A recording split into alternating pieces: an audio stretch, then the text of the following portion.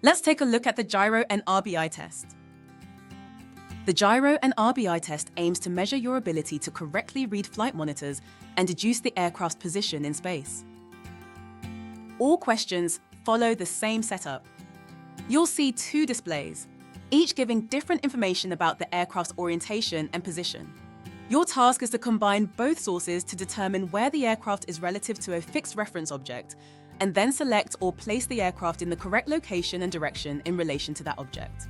In this case, the correct answer is B, placed in Zone 2. Let's break it down.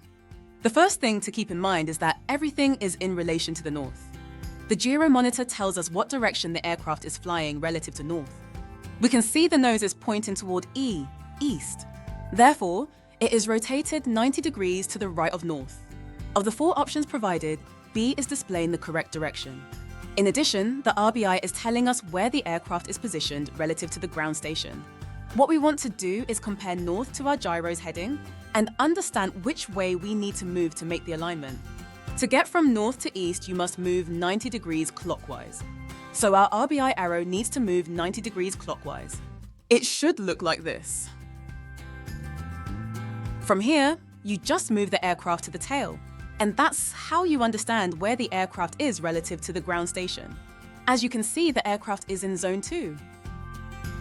For more insights and practice related to the Cut-e Aon pilot test, head to our Cut-e Pilot Test prep pack. Best of luck!